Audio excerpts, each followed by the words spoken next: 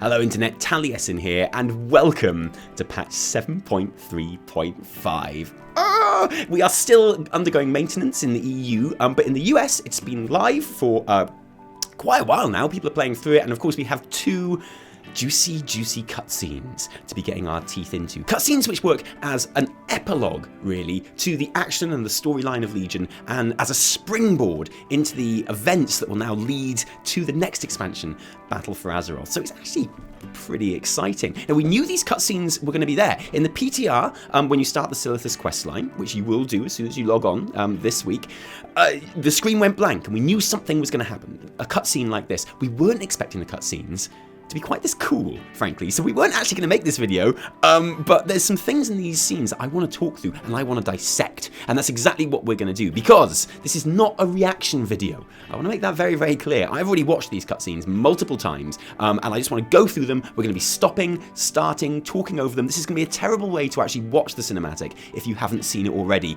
but what we really want to do is just get to the nitty-gritty and dissect these a little bit and talk about those points that the community at large is already talking about. So join us as we start on the Alliance cinematic, which, in terms of timeline, actually happens considerably after the Horde one, as you'll see. But I wanted to start with this one because there's a bit more to it, a bit more going on. It's a bit more visually interesting as well. You'll see. So here we are in Lion's Rest, at the grave, the monument to the fallen King Varian Win. But I'm sure that Anduin isn't even going to mention that because he has totally moved on from his dead dad. Right, so already like many we have that great Anduin music. Firsthand the pain of loss. My father... Yeah, he's already talking about his dead dad. And we're just going to pause this here for a second, because before anything, and I told you we'd be stopping and starting this quite a lot, but before anything, I want to address the issue of Anduin's face. Because I've got a problem with Anduin's face in these cutscenes. It was the same with his cutscene at the Broken Shore with his dead dad's sword. Now, there's nothing wrong with his face per se. The issue I have is, if we compare it to Anduin's face in the Battle for Azeroth cinematic, it looks too different for me. Those are two different faces. Look, we have one which has a tiny little nose and looks like an amalgamation of a young Brad Pitt and angel child who you just want to cradle and love. And that's great. That works. And then we have this face, which is kind of the opposite. It's very long. It's very distinguished. It hasn't got a tiny nose, is what I'm saying. It's got a really big nose. And there's nothing wrong with big noses. Lots of people find that incredibly attractive. But we have one that looks like Brad Pitt, and we have one that looks like, dare I say, a young Gerard Depardieu. Either is fine, but they are clearly two incredibly different faces. Blizzard, can we make a choice on what Anduin actually looks like, please? Because I'm getting incredibly confused. Anyway, what were you saying about your dad, Anduin? Varian Win Yeah. his Oh, life there he is. to save his people.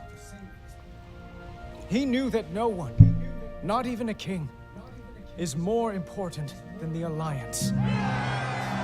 And here we see him doing what he's really best at, maybe, addressing a crowd. I love this shot, by the way, of the people of Stormwind all cheering. Now, when I saw this shot, the first thing I wanted to do was I wanted to log into Stormwind and work out where these models are from, because they're using in-game assets for these scenes, and I bet they've just ripped them straight from the people of Stormwind. Couldn't be bothered actually logging in and working out which each NPC is. So guys, in the comments, let me know where each of these NPCs is from. By the way, if you're in Stormwind and you want to steal something from like the bag shop or the cheese shop or the auction house, now would probably be a good time to do it, because it seems they're all in Lion's Rest as we speak. Anyway, sorry, I'm being silly. Let's move on. And because he and so many others had the courage to make that sacrifice. And here we have our first shot of Greymane in the crowd, proudly observing Anduin here. And this is what I love about the way Greymane's character is going. I know everyone in the Horde hates Greymane at the moment, but he's clearly like really narrow-minded in his vision of the Horde and his want of revenge for the Horde. But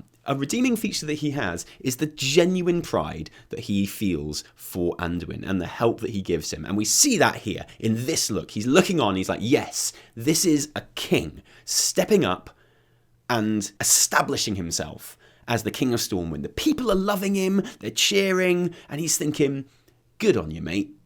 Good work, Anduin. I agree. Impossible. We defeated the Burning Legion. We defeated the Burning Legion. Like I say, this is the end of the story of Legion. But we get our first shot of Spy Master Shaw. And can I just say, Let's pause it here as well. Spymaster Shaw is looking awesome in this video. He has, and I'm going to go and flat out say this, he has, barring Tuskar, the coolest moustache in Warcraft right now. I don't think we can dispute that. I mean, there is, like, just in this shot, there is some tremendous facial hair going on. Exemplary facial hair. But he is rocking the ginger musketeer moustache, and that deserves respect. Our joy. I need to speak with him. These are the gifts of the fallen. Now. And we must... Okay, so this, I think, is quite important for some character stuff here. It's important because you can see straight away, Greymane is like, oh, there's more stuff going down. Which, for me, says he doesn't want there to be. You know, he wants this all to be over. I know everyone talks about Greymane as being this character who just wants to go out and cause trouble with the Horde the whole time. I feel like this little moment proves that's not necessarily true. I feel like he was quite ready to, like, step down as aide to the king here. He was enjoying the moment of victory, the victory speech, the end of the Burning Legion, Anduin stepping up to the mark. And the next thing that happens is Spymaster Shaw comes up to him and says, I've got to speak to Anduin. And he knows that means trouble. And he's like, oh, the job isn't finished yet. It never ends. There's always something. That's what this look says to me. It's also important because it shows how Greymane is still the person you have to go through to get to Anduin. And no one gets to Anduin unless they go through Greymane, which means he essentially chooses who has access to the king, which means he's a man of immense power and influence. Could that be important later on? Cherish and celebrate them. This is a great shot as well. I just love the long flowing robes. The people are loving Anduin. Anduin is now indisputably their king. The Anduin music swells and then goes minor because the trouble is about to start. And this is a great shot as well. I love the way that they're using the assets of Stormwind and Lion's Rest here. It's so good. Goblins aren't the most charming people, but they do things for a reason. Those reasons usually involve money. So, the Horde has found something valuable then. They have indeed. This. Okay, now this is the crux of... and remember what I was saying earlier? Spymaster Shaw holds this out, and Anduin, before he does anything, he literally looks to Greymane. He says, shall I take this? Greymane has to nod his approval. Anduin doesn't even feel confident enough to put out his hand and take an offering from his own Spymaster General without Greymane's approval. I find that a little bit, Anduin not impressing me since his rousing speech. And here we see the Titan's blood in his hand. And look at his reaction. Let's go back here because the sound is really interesting. It's almost like it has like this physical effect on him. Now, out of all of the people that we see hold Titan's blood in these cinematics, no one has a reaction like this. Only Anduin has this reaction. It gets placed into his hand, his ungloved hand, granted, but instantly there's almost like a whisper sound that happens. And it affects him. He kind of goes kind of lightheaded almost. Now, why does that happen? Well, it could be because he's just more in touch with power and the light and sort of forces, and he can feel like the real power of it, and that's kind of alarming to him. Or is it something different, something a little bit darker than that? Is this a kind of a My Precious moment happening with Anduin? I don't know. What do you think? What is this? We don't know. It would seem the Horde does, and we must find out more. Agreed. We have eyes on it. A final lingering shot of the Titan's blood, and then this shot, which happens in both cinematics. We're going to talk about it more after the Horde one. It's a great shot, this panning shot, showing the goblins at work in Sylvanas, and the eagle, spy eagle, landing on the arm of the spy. Good, let's move on to the Horde one. So this one isn't quite as visually interesting, mainly because in the Alliance cinematic, you have the sweeping vistas of Lion's Rest and the monument to the fallen at the broken shore, with the bay and the crashing waves just behind them. The Horde cinematic opens in Orgrimmar, in the throne room, and they're just finishing up their dinner, really. But it is cool because we get to see all of these new models for all the various Horde leaders. So let's have a little look at these. Chief, if I may offer a few words. So we start, and already it's quite a somber affair, this little meal. I know they're all very important Horde leaders, but it's not as kind of raucous as you might expect. And this is clearly why these new models were put into the game, is for this cinematic, because they use like the in-game assets. So here we have our new Baine Bloodhoof model, which looks awesome. Get ready for Baine to do more than you have ever seen him do at any point in this game. It is with both pain and pride that we gather here today. Pain, for many brave heroes of the Horde fell against a terrible foe. Straight away, we have another contrast with the Alliance cinematic. Okay, so the Alliance one shows the king of the humans, but also the whole Alliance, Anduin, giving a huge, rousing speech to his people. The leader of the Horde, Sylvanas, is not doing the same. She's not in front of the people of Orgrimmar giving a speech. She is hidden away in the throne room of Orgrimmar. She hasn't even said a line so far. The rousing speech of victory falls to someone else, Baine, to give instead. What does that say about Sylvanas' leadership style compared to Anduin? Even when Baine asked if he could make a speech, her reaction wasn't even a word. It was simply a rather almost dismissive gesture. In my opinion, what do you think? It's a good speech by Baine, though, isn't it? He's good at talking. He should have done it once in the last 14 years. And pride, for against all odds, we have vanquished the Legion. We bled. Now we heal. We mourned. Now we celebrate. For the Horde! And everyone joins in a rousing cry of "For the Horde!" Except who? Except the war chief of the Horde at the end of the table. Interesting. Now we know Sylvanas is really, really good at saying "for the Horde," because later on in the Battle for Undercity, or Lordaeron, or whatever you want to call it, she gives quite a rousing "for the Horde," but she doesn't do it here. Why? Why? And this is great.